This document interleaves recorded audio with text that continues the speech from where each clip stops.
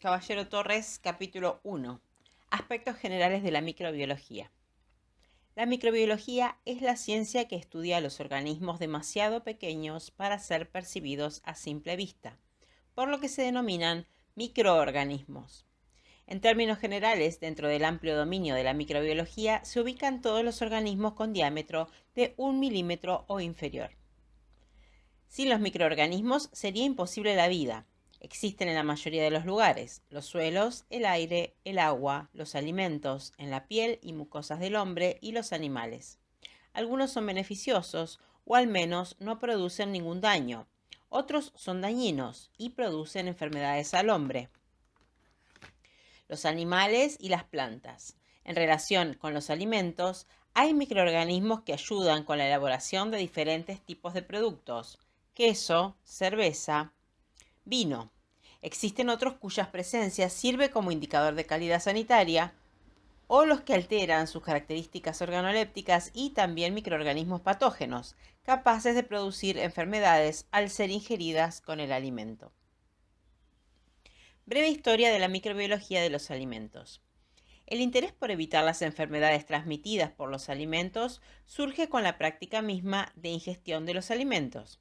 Esta preocupación se manifiesta históricamente de muy diversas maneras. La necesidad de preservar los alimentos contra el deterioro constituye un medio que de forma indirecta ha contribuido a proteger su inocuidad. Aunque es difícil señalar con precisión los primeros conocimientos acerca de la presencia y el papel de los microorganismos en los alimentos, se tiene evidencia de que su conocimiento antecede a la consideración de la microbiología como ciencia. El periodo de producción de alimentos se remonta desde hace aproximadamente 8.000 años. Con la introducción de los alimentos preparados, hacen su aparición los problemas de transmisión de enfermedades por estos y las alteraciones debidas a conservaciones inadecuadas.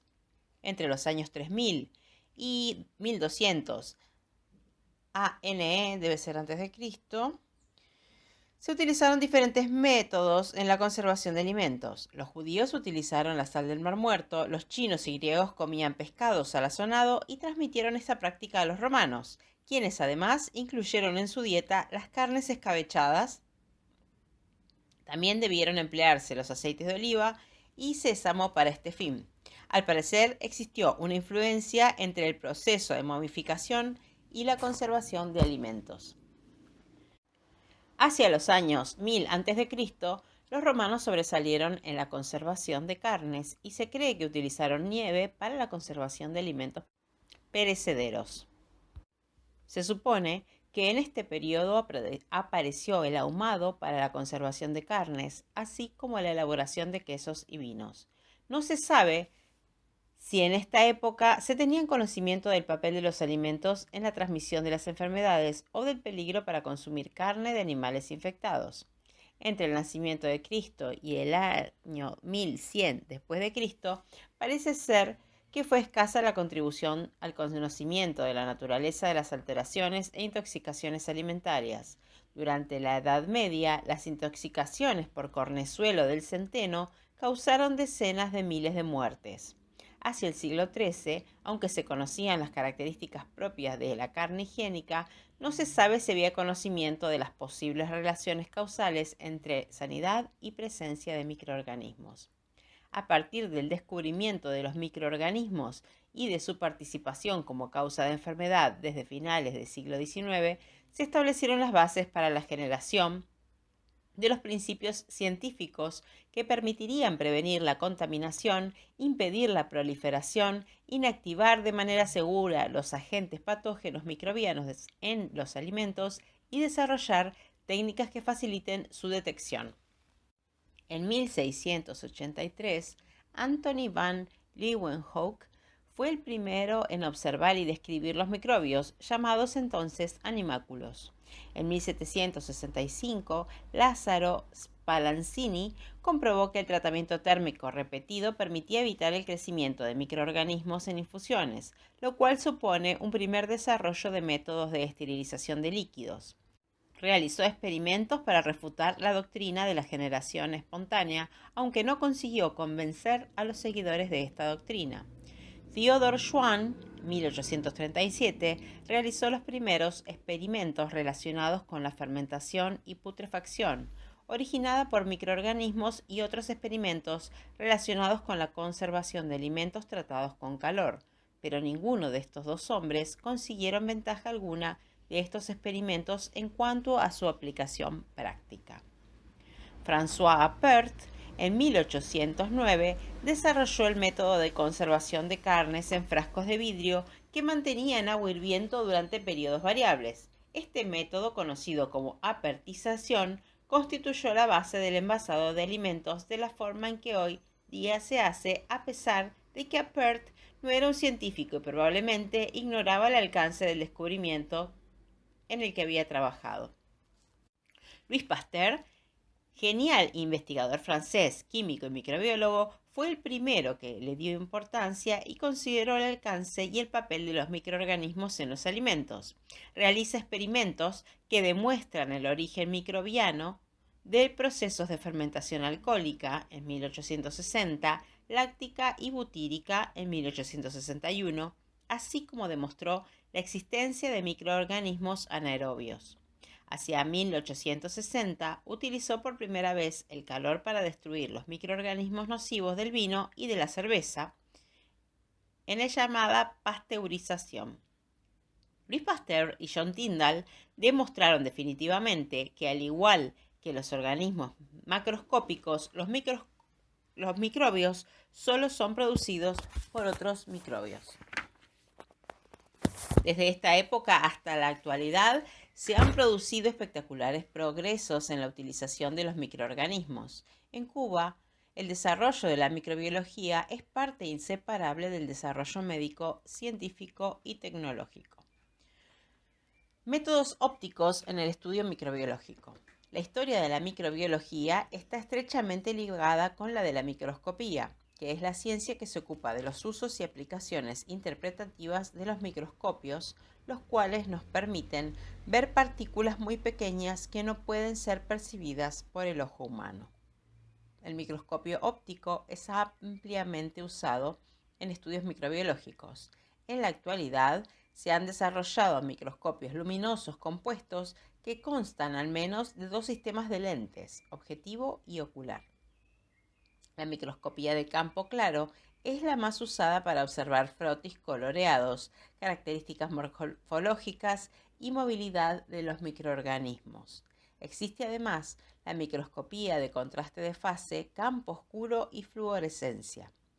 El microscopio electrónico tiene mayor resolución que el microscopio óptico, emplea un haz de electrones enfocado por un magneto. Permite observar las estructuras detalladas de la célula. También ha sido muy útil en el campo de la virología, pues permitió la observación e identificación de virus. Coloraciones. En microbiología, las coloraciones o tinciones son muy útiles y se emplean con diversos objetivos. Las coloraciones pueden ser simples, que usa un solo colorante, o compuestas. Cuando emplean varios colorantes en diferentes etapas, se utiliza para observar tamaño, forma y agrupación de las células. La coloración de Gram es una de las coloraciones más empleadas, desarrollada por Hans Christian Gram en 1884. Se utiliza para diferenciar las bacterias con dependencia de la estructura de la pared celular.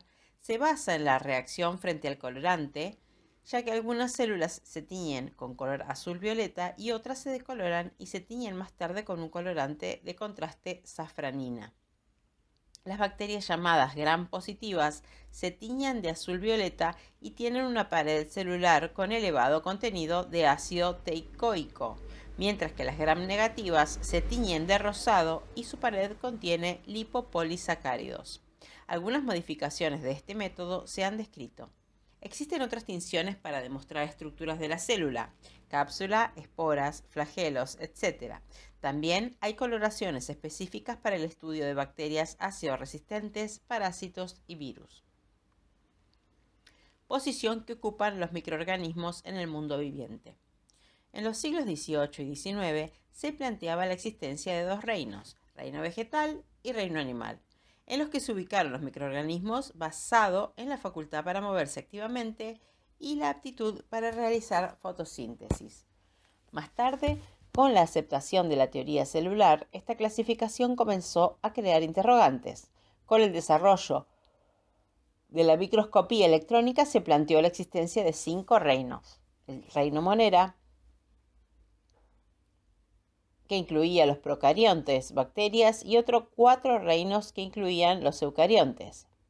Protostista, integrado por algas, protozoos, hongos viscosos y otros organismos acuáticos, y parásitos de menos conocidos. Hongos, que incluyen hongos macroscópicos, microscópicos y líquenes. Plantae, formado por musgos, helechos, coníferas y plantas con flores. Y Animalia, formada por animales con esqueleto y sin él. El desarrollo de la biología molecular simplificó a 3 los reinos: Arquea, que incluye bacterias que sobreviven en condiciones extremas como termófilas, halófilas y metanogénicas; procariontes y eucariontes. Célula procariota. Las palabras procarionte y eucarionte vienen del griego procaritic y eucaritic, en las que pro significa antes, eu verdadero y carión núcleo. Las diferencias fundamentales entre ellas se recogen en la tabla 1.1. Algunas diferencias entre procariontes y eucariontes. En el aspecto del tamaño celular, los procariontes poseen células pequeñas de 1 a 10 micrómetros y menores de 2 micrómetros de diámetro. Mientras que el tamaño de los eucariontes tienen células grandes entre 10 y 100 micrómetros o micrones. La pared celular en los procariontes está presente en la mayoría, constituida por peptidoglicano, ácido teicoico, porinas, otros polisacáridos y glicoproteínas. En la pared celular en los eucariontes está ausente en animales, presente en algas, hongos y plantas. En el aspecto de endospora, los procariontes presentan endospora, mientras que los eucariontes hay ausencia de endospora. Organelos con membrana en los procariontes no existen y en los eucariontes sí hay presencia. Sistema respiratorio de los procariontes: hay una ausencia de mitocondrias. Las enzimas para la oxidación de las moléculas orgánicas se encuentran a nivel de membrana celular. En los eucariontas hay presencia de mitocondrias. Núcleo. En los procariontes, el ADN se encuentra en nucleoides no rodeados por membrana y no poseen cromosomas. En los eucariontes, el núcleo es membranoso que contiene cromosomas, ADN, ARN y proteínas. El ADN extracromosomal en los procariontes se presentan en forma de plásmidos, mientras que en los eucariontes no se presentan. El desarrollo tisular de los procariontes no existe, mientras que en los eucariontes son organismos multicelulares con desarrollo extenso de los tejidos, mitosis, uso mitótico. Hay una participación de uno y otro sexo en la fertilización. La división celular en los procariontes es directa, principalmente por fisión venaria. No poseen centriolos, ni uso mitótico, ni microtúbulos. En los eucariontes, como habíamos dicho antes, sí se dividen por mitosis o se multiplican por mitosis y tienen uso mitótico y la participación de uno y otro sexo en la fertilización. La célula bacteriana procariótica está constituida por la membrana celular, que está rodeada por una pared celular hacia el interior de la célula, un citoplasma con ribosomas y una región nuclear o nucleoide. Presenta en algunos casos gránulos, vesículas o ambos. Puede tener estructuras externas como flagelos, fimbrias y cápsula. Como grupo son las formas de vida más resistentes, ya que han soportado las condiciones ecológicas más diversas. Estructura de la célula bacteriana. La pared celular es una estructura fundamental en la bacteria. Le brinda rigidez a la célula, protección osmótica, es responsable de la forma celular y del comportamiento de las bacterias frente a la tinción de Gram. Desempeñan un papel importante en la división celular e intervienen en sus propios biosíntesis. Su unidad básica es el peptidoglicano, típico de procariontes. Es un polímero de configuración D que forma un enrejado. La biodiversidad en bacterias viene dada por la configuración del peptidoglicano. Otro componente de la pared típico de los procariontes es el ácido mesaminopimélico. La mayoría de las bacterias se pueden clasificar en gram negativas y gram positivas de acuerdo con la coloración de gram. En el caso de las bacterias gram positivas, contienen una pared celular, peptidoglicano, y a continuación se encuentra la membrana citoplasmática. Las gram negativas tienen una pared más fina, pero más compleja que las gram positivas, y a diferencia de estas, poseen una membrana externa de lipopolisacáridos o LPS que constituyen una endotoxina bacteriana. La membrana citoplasmático es la barrera que separa la parte externa e interna de la célula. Se encuentra rodeado de citoplasma. Es una estructura fundamental en la célula, presenta cationes calcio y magnesio que le dan estabilidad y también está formada por fosfolípidos y proteínas. Es una barrera altamente selectiva, posibilita que la célula acumule metabolitos y excrete sustancias de reserva. A nivel de membrana ocurren todos los mecanismos de transporte. Estructuras externas. La cápsula es una estructura que poseen algunas especies bacterianas capaces de sintetizar grandes cantidades de polímeros extracelulares. Se deposita alrededor de la pared celular, es la estructura más externa de la mayoría de las células procariontes y consiste en un revestimiento viscoso, gomoso o mucilaginoso que puede ser de naturaleza polisacarídica o polipeptídica y no es imprescindible para la vida. Además, desempeña un papel importante en la virulencia de la célula, así como le ofrece propiedades antifagocitarias. Protege a la célula de la desecación, permite la adherencia a otras superficies celulares por la capacidad que le ofrece de pegar iones metálicos y aminoácidos con carga positiva. Los flagelos están compuestos en su totalidad por proteínas. Estos son los responsables del movimiento, es decir, son órganos de locomoción para las formas que los poseen. Estos son submicroscópicos y se observan al microscopio óptico con tinciones especiales. Se conocen tres tipos de ordenamientos: monótrico, flagelo polar simple; lofótrico, flagelos polares múltiples; y perítricos, flagelos distribuidos en la totalidad de las células. Fimbrias o pili. Son apéndices rígidos de la superficie bacteriana, estructura mucho más pequeña y finas que los flagelos. Solo se observan al microscopio electrónico. Se diferencian dos tipos de pili, el sexual y las adhesinas.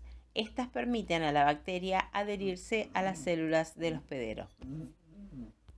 Estructuras internas. El citoplasma constituye la mayor parte del contenido celular.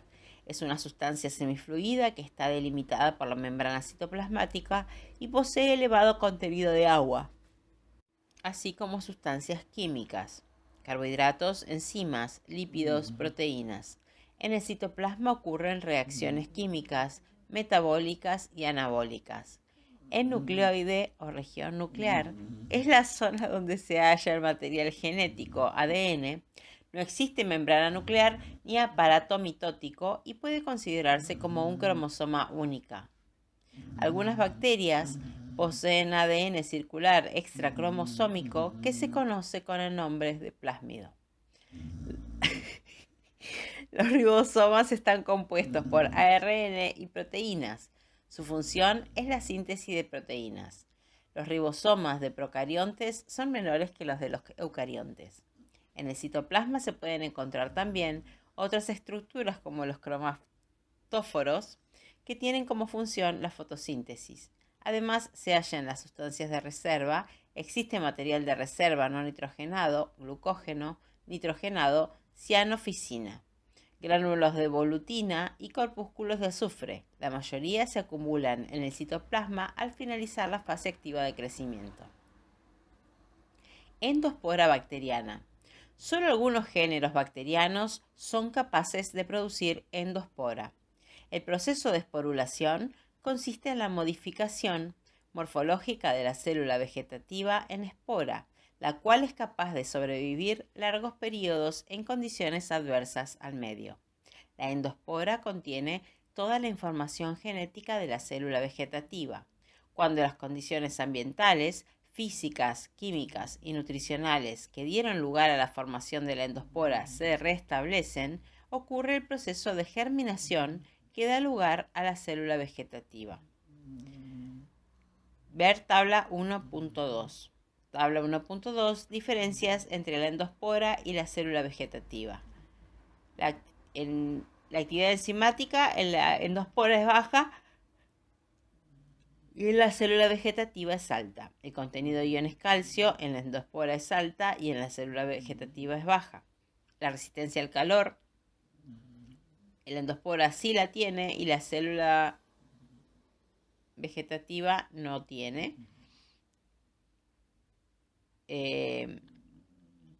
La resistencia a las radiaciones y sustancias químicas la endospora tiene y la célula vegetativa no.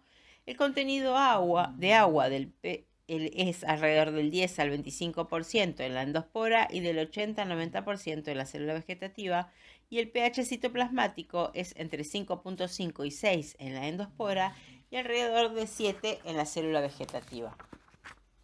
División celular bacteriana. Las bacterias casi siempre se dividen por fisión binaria o bipartición simple. El cromosoma bacteriano se fija a la membrana. Al terminar la autoduplicación del ADN, sucede la síntesis de una membrana transversa que separa los dos cromosomas homólogos, desplazándolos, lo cual es seguido por la formación de una nueva pared celular. La célula que se origina es idéntica a la célula madre. Formas de la célula bacteriana y agrupaciones características. Según su forma, las bacterias se clasifican en cocos, bacilos y espirilos. Al permanecer unidas temporalmente después de dividirse, las bacterias pueden formar grupos característicos. Los cocos pueden ser en parejas, diplococos, en cadena, estreptococos, en racimos, estafilococos, grupos de 4 células, tétradas, y grupos de 8 células, sarcinas. Los bacilos pueden encontrarse en parejas, que se llaman diplobacilos, en cadenas, estreptobacilos e hileras paralelas palizadas. Clasificación de las bacterias.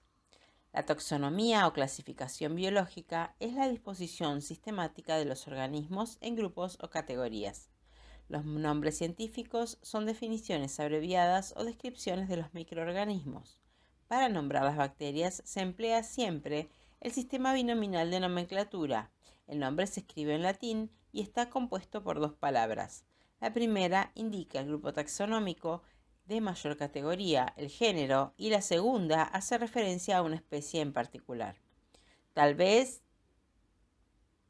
Toda vez escrito en un texto, el género y la especie de un microorganismo, al repetirla solo necesita poner la inicial del género, punto, y el nombre de la especie. Microorganismos eucariontes. Hongos. Principales características de los hongos. Son organismos formadores de espora que carecen de clorofila, poseen todas las estructuras de la célula eucariota: mitocondrias, complejo de Golgi, retículo endoplasmático, núcleo, etc. Algunos son parásitos de animales o plantas.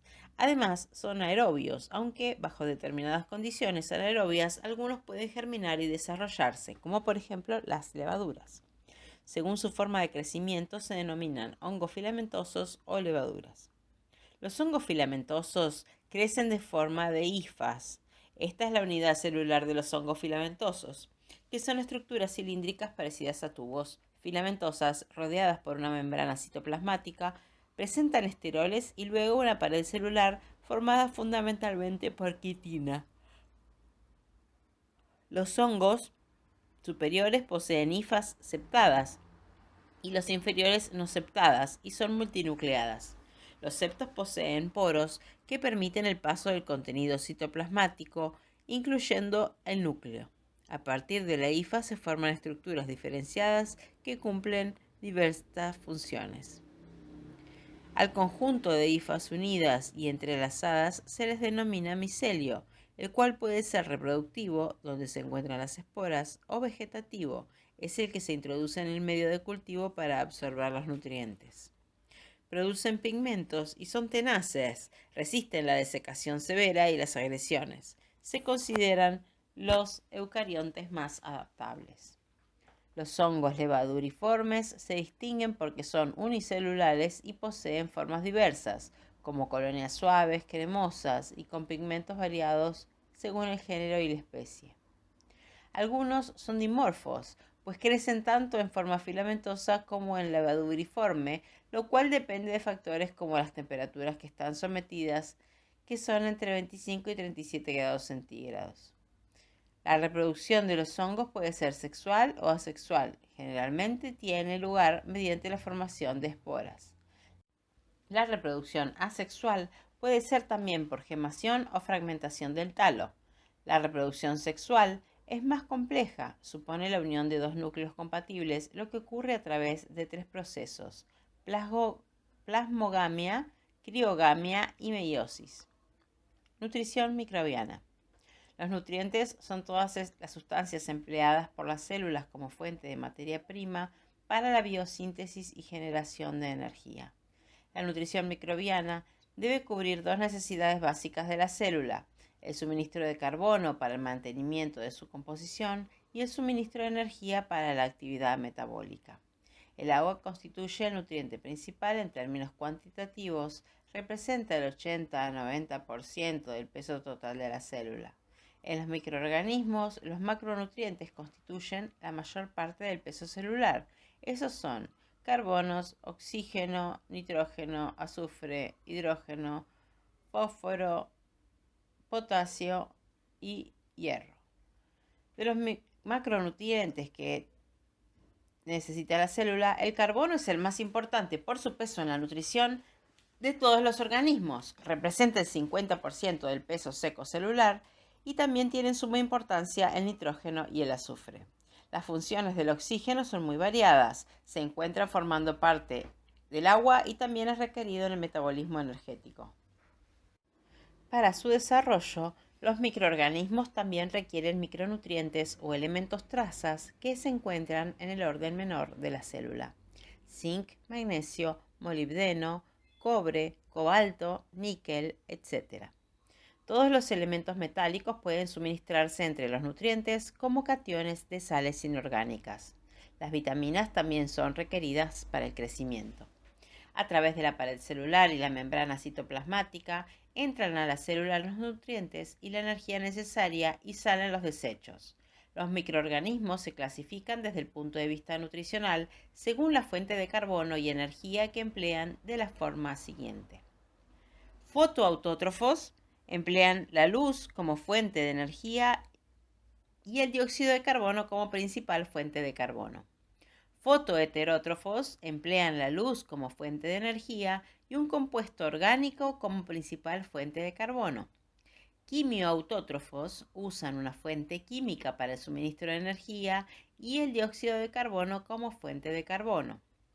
La energía se obtiene por la oxidación de compuestos inorgánicos reducidos.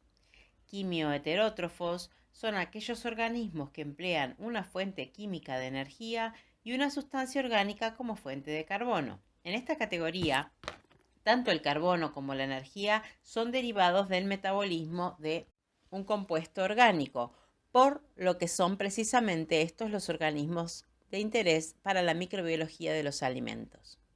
Los microorganismos, a partir de fuentes de carbono muy simples y sustancias minerales, son capaces de sintetizar todas las complejas estructuras celulares que le dan vida. No obstante, existen microorganismos que pierden la facultad de sintetizar determinados metabolitos esenciales, conocidos como factores de crecimiento. Ellos son vitaminas, que emplean como factores enzimáticos, aminoácidos, que constituyen las proteínas y enzimas, así como purinas y pirimidinas, precursoras de los ácidos nucleicos, que son imprescindibles añadirlos al medio de cultivo en muy pequeñas concentraciones para que este tipo de microorganismos puedan desarrollarse. Este fenómeno se conoce como auxotrofia.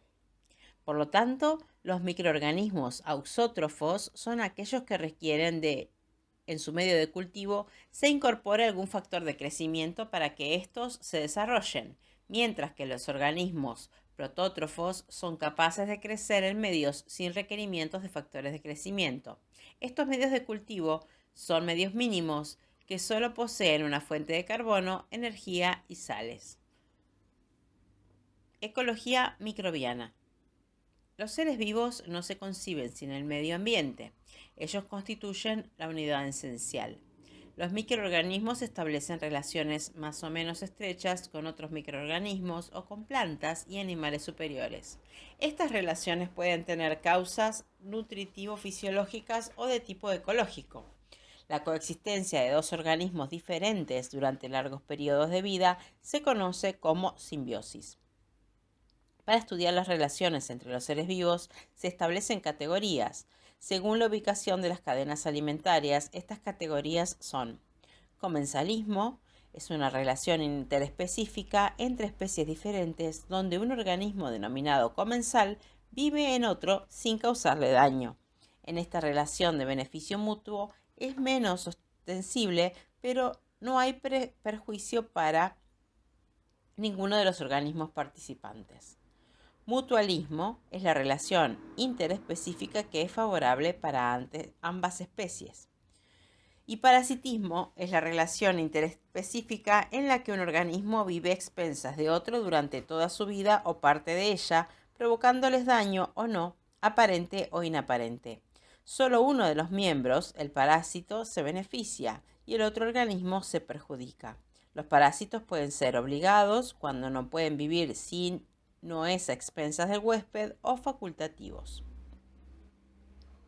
Los organismos saprófitos son aquellos que nunca interfieren en el funcionamiento normal de su hospedero o que no habitan en animales o vegetales vivos. Estos organismos viven normalmente sobre materias inanimadas o sustancias inorgánicas muertas y en descomposición. Metabolismo microbiano. La capacidad para utilizar y transformar la energía es una de las propiedades fundamentales de los sistemas vivientes. El crecimiento microbiano requiere la formación de estructuras bioquímicas complejas, proteínas, ácidos nucleicos, polisacáridos y lípidos.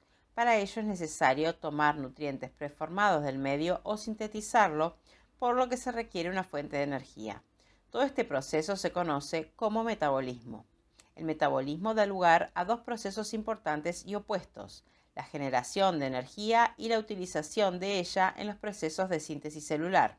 Estos procesos se conocen con el nombre de catabolismo o metabolismo degradativo y anabolismo o biosíntesis. El anabolismo va dirigido a la síntesis de macromoléculas. Es un proceso que requiere energía. El catabolismo es el proceso que aporta la energía para la síntesis de macromoléculas. Esta energía se obtiene usualmente en forma de ATP, adenosín-trifosfato. Las funciones del metabolismo energético en las células son la obtención de energía para los procesos celulares, energía química de los enlaces de sustrato, nutriente o de la luz absorbida. Conversión de los compuestos nutritivos en precursores de los componentes celulares para la formación de macromoléculas, organización de las macromoléculas en polímeros, proteínas, ácidos nucleicos y otros, formación y degradación de las biomoléculas necesarias para las funciones específicas de la célula. Catabolismo. La generación de ATP se produce mediante mecanismos que tienen lugar en la membrana. La fosforilación a nivel de sustrato y la fosforilación asociada al transporte de electrones, y estos mecanismos se ponen de manifiesto en los esquemas o modos de metabolismo que emplea la célula microbiana para obtener energía, a través de fermentación, respiración y fotosíntesis. A los efectos de la microbiología de los alimentos, solo los dos primeros son de interés. Fermentación.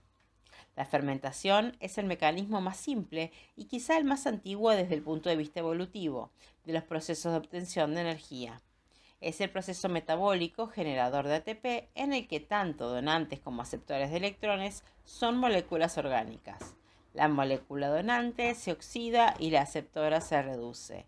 En este esquema de metabolismo tiene lugar un mecanismo que acontece en la membrana, en el que el ATP se forma a partir de ADP, adenosintrifosfato, por transferencia de un grupo fosfato de alta energía para que un intermediario catabólico. Este mecanismo se conoce como fosforilación a nivel de sustrato. La fermentación ocurre en ausencia de oxígeno y en ella existe un balance riguroso de carbono, hidrógeno y oxígeno entre los sustratos y los productos. Los grupos de microorganismos que pueden fermentar son los anaerobios estrictos, facultativos y aerotolerantes. Respiración.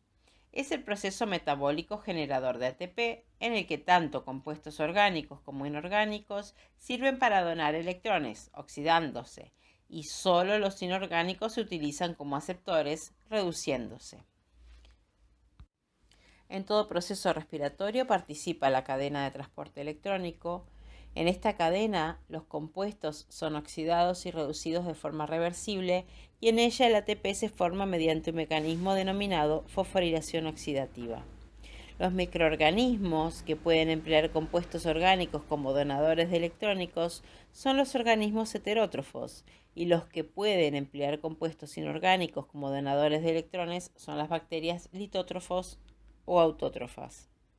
La respiración puede ser aerobia, cuando el receptor final de electrones de la cadena respiratoria es el oxígeno. Es la respiración más completa, eficiente y evolucionada. Es el proceso que mayor energía permite obtener. O anaerobia, cuando el aceptor final de electrones es una sustancia oxidada como sulfatos, nitratos y carbonatos. Este proceso respiratorio es característico de un pequeño grupo de bacterias. Atendiendo al proceso respiratorio que realizan los microorganismos, pueden clasificarse como aerobios estrictos, cuando solo pueden vivir en presencia de oxígeno. Anaerobios facultativos son microorganismos que pueden generar ATP mediante la fermentación y la respiración anaerobia, empleando el ion nitrato como aceptor final de electrones. Este tipo de respiración es importante para las bacterias porque les da la posibilidad de contar con un proceso alternativo ante condiciones adversas que le permite vivir de manera anaerobia. Y anaerobios estrictos son microorganismos que no pueden emplear la respiración anaerobia como alternativa para obtener ATP. Emplean azufre, que sería sulfatos, y carbonatos como aceptores de electrones. No sobreviven en presencia de oxígeno y requieren condiciones especiales de incubación para lograr cultivos en el laboratorio. Existen microorganismos que necesitan atmósferas constituidas por una mezcla de gases y logran tolerar bajas tensiones de oxígeno, o sea, requieren bajas tensiones de oxígeno para su desarrollo, y estos son los llamados microaerófilos. Anabolismo. A partir de diversas vías metabólicas, los microorganismos sintetizan las macromoléculas necesarias para su desarrollo. De este modo, se forman los componentes de la pared celular, como el peptidoglicano. También sintetizan lipopolisacáridos o LPS, característicos de bacterias gram negativas, polímeros capsulares extracelulares, material de reserva y así todos y cada uno de los componentes que necesita la célula. Todas las vías metabólicas de producción de energía tienen la misma función común, la provisión de ATP y nucleótidos de piridina reducidos para realizar las reacciones de la biosíntesis celular. El desarrollo microbiano solo puede entenderse como el resultado de una actividad química alta y específicamente regulada que responde al principio de economía celular. Para ello, en la célula operan dos mecanismos diferentes de regulación: la regulación inespecífica de la actividad biosintética y los mecanismos de regulación rápidos y específicos. Crecimiento bacteriano. En los sistemas biológicos, el crecimiento es el incremento irreversible en la cantidad de constituyentes celulares y de sus estructuras. En los organismos unicelulares, el crecimiento se refleja por el aumento de tamaño y masa de la célula con una división posterior de dos células hijas y, por tanto, incremento en la población. En los organismos filamentosos se destaca aumento en el volumen y la elongación de los filamentos. Al inocular el microorganismo en un recipiente cerrado con cantidad fija de medio de cultivo e incubarlo a una temperatura, se aprecia un cambio a través del tiempo, los que han sido estudiados y divididos en fases que caracterizan determinados estadios morfológicos y fisiológicos de la célula de acuerdo con los factores del medio donde se encuentren. En los alimentos ocurren procesos similares, dado que la mayoría contienen microorganismos en determinados niveles. Fase 1. Fase lag o de latencia. Primera fase de crecimiento. Adaptación a un medio ambiente con nuevas condiciones. Existe cese parcial de las funciones metabólicas, formación de enzimas y metabolitos intermediarios necesarios para la reanimación del crecimiento. La velocidad inespecífica de crecimiento es 0. La extensión de esta fase depende del inóculo, la edad del cultivo, la composición del medio y las características de la cepa utilizada del microorganismo. Fase 2. Fase de aceleración positiva. Las células disminuyen de tamaño, comienzan a utilizarse las reservas y aparecen nuevas funciones. La velocidad específica de crecimiento se incrementa hasta un valor máximo.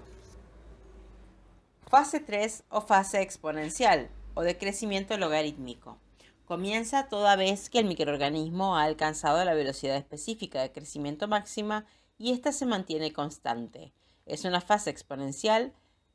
Esta fase exponencial se caracteriza por elevada actividad fisiológica. El contenido de ARN alcanza su máximo valor, lo cual determina la intensidad de crecimiento y elevado nivel de la síntesis de proteína. Además tiene lugar la división celular y existe aumento exponencial de la masa.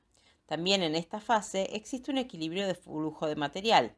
Este proceso se mantiene hasta que se agotan los nutrientes, se acumulen muchas sustancias tóxicas que inhiban el crecimiento y se manifieste las características más importantes de la célula. Fase 4. Fase de aceleración negativa o crecimiento retardado. Estadio de deficiencia. La concentración de nutrientes decrece a expensas de la acumulación del producto. El crecimiento y la división disminuyen por efectos de factores externos no favorables, aumento de la temperatura, la presión osmótica, la acumulación de metabolitos tóxicos, etc. La concentración de nutrientes llega a ser tan baja que la velocidad específica de crecimiento va de máxima a 0. Fase 5 o fase estacionaria o de meseta. Cese completo del crecimiento por agotamiento de nutrientes y acúmulo de sustancias tóxicas. La velocidad específica de crecimiento es 0.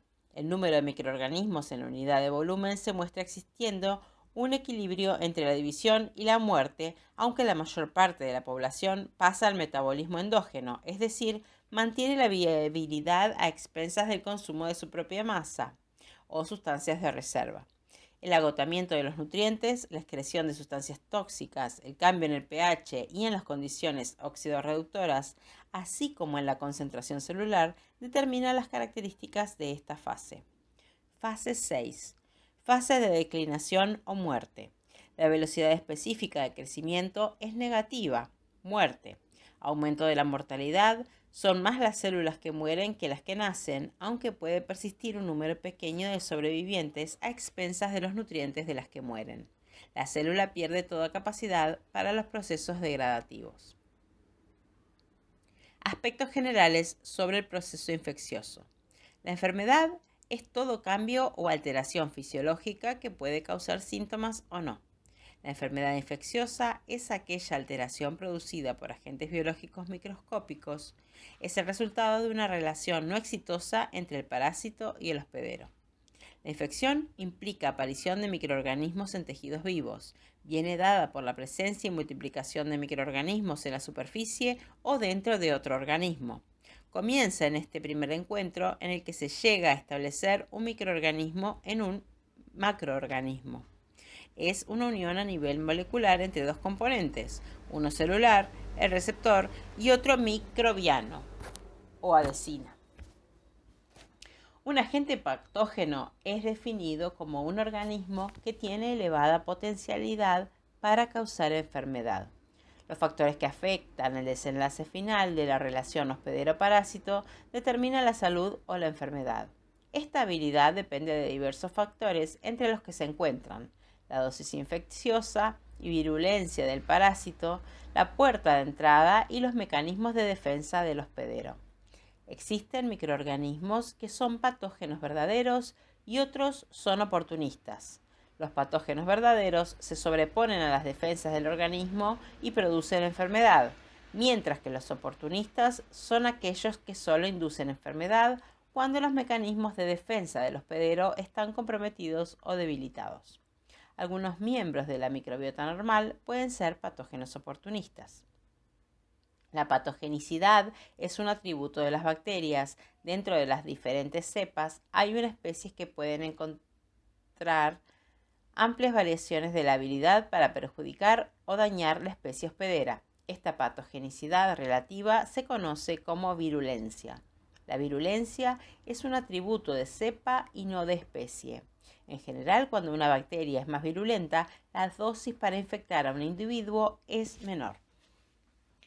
Se conoce que los procesos que intervienen en las relaciones que se establecen entre huésped y parásito son muy complejos, y en modo que algunos se puede considerar que ellas pueden ser unilaterales.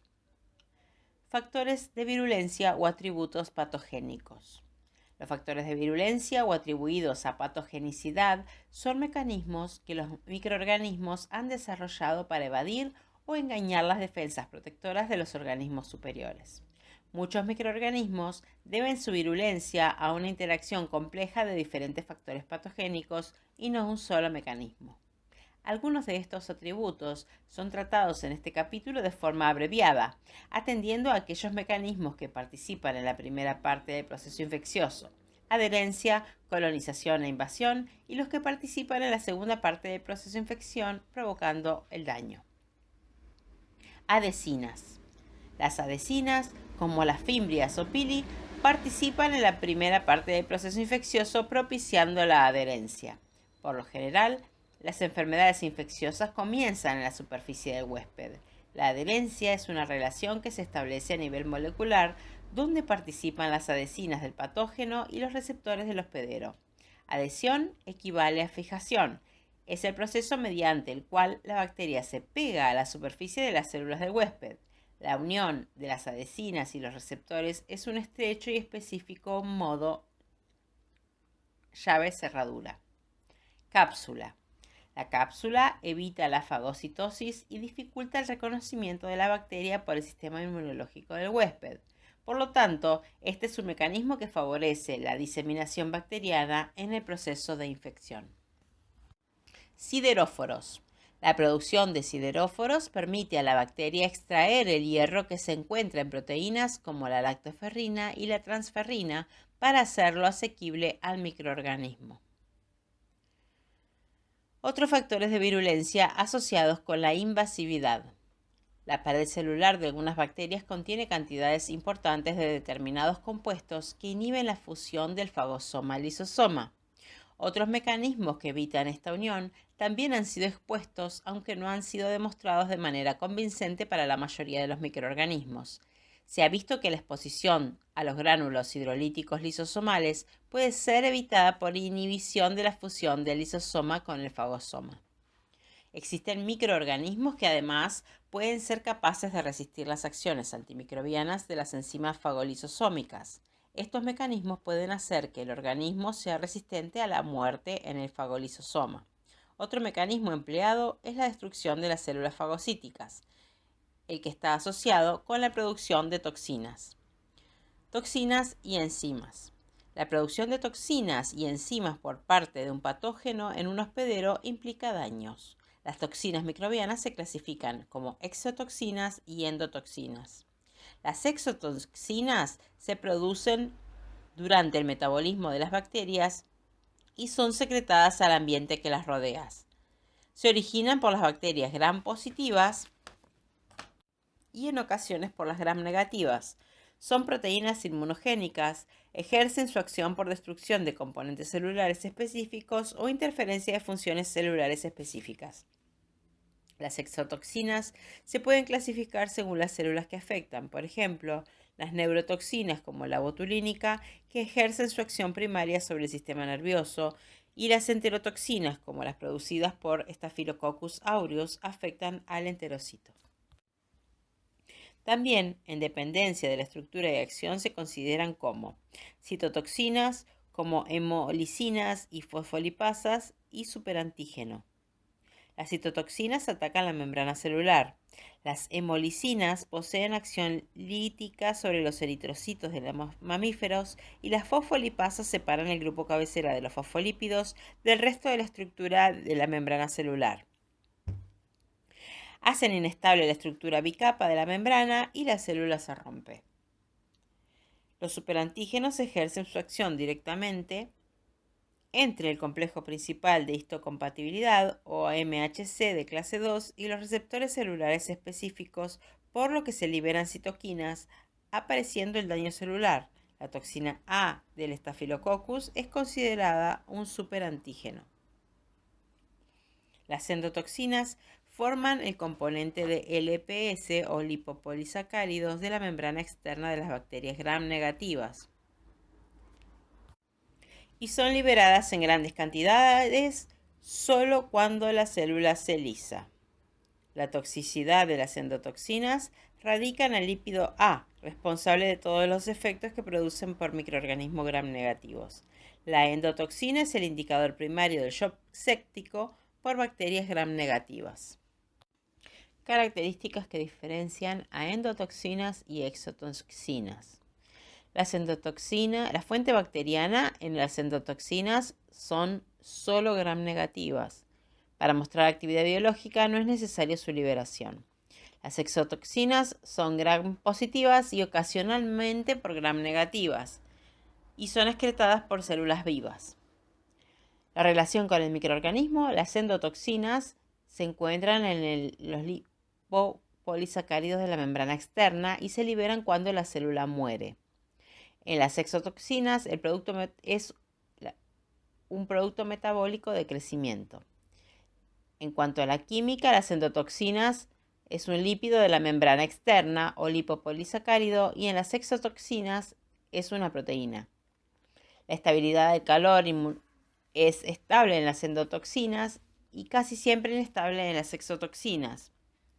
Inmunología en las endotoxinas no son convertidas a toxoide y las exotoxinas son muy antigénicas y se encuentran toxoides o antitoxinas. Los efectos pueden ser generales. En las endotoxinas son generales como fiebre, dolores e hipotensión y en las exotoxinas afectan las funciones celulares como las neurotoxinas y las enterotoxinas. La dosis letal en las endotoxinas es pequeña y las exotoxinas es elevada. La invasión bacteriana de los tejidos es facilitada con frecuencia por la liberación de enzimas. Entre ellas se encuentran las hialuronidasa, coagulasa, colagenasa, lecitinasa, leucocidinas, etc. Agentes antimicrobianos y desinfectantes. Los antimicrobianos son compuestos que tienen acción contra los microorganismos. Pueden ser de origen microbiano o químico. Algunas definiciones que deben ser conocidas en relación con el tema son las siguientes. Sepsis es la presencia de microorganismos perjudiciales en tejido vivo. Asepsia es la ausencia de microorganismos patógenos. En ese sentido estricto, la ausencia de gérmenes infecciosos en tejidos vivos. Bactericida, que tiene la propiedad de matar las bacterias. Se dice de cualquier agente que destruye las bacterias patógenas o no, aunque no siempre sus esporas. Es una acción irreversible. El sufijo sida significa exterminador. Bacteriostático, que tiene la propiedad de inhibir la multiplicación bacteriana. Esta se reanuda en cuanto se retire el agente.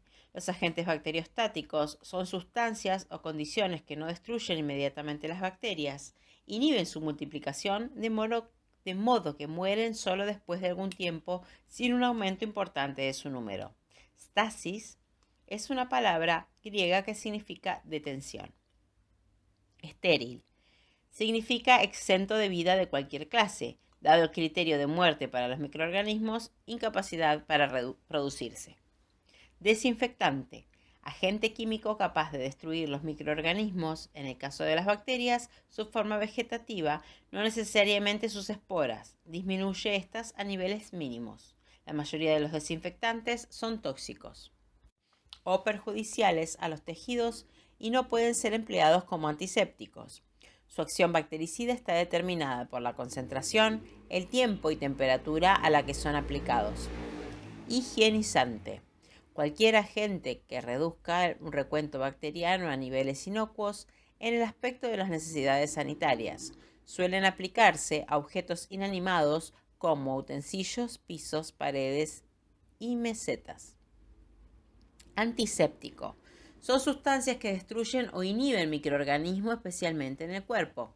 Los antisépticos poseen poca toxicidad selectiva, por lo que solo pueden ser usados para inactivar microorganismos en medio inanimado o hasta cierto grado sobre la superficie cutánea.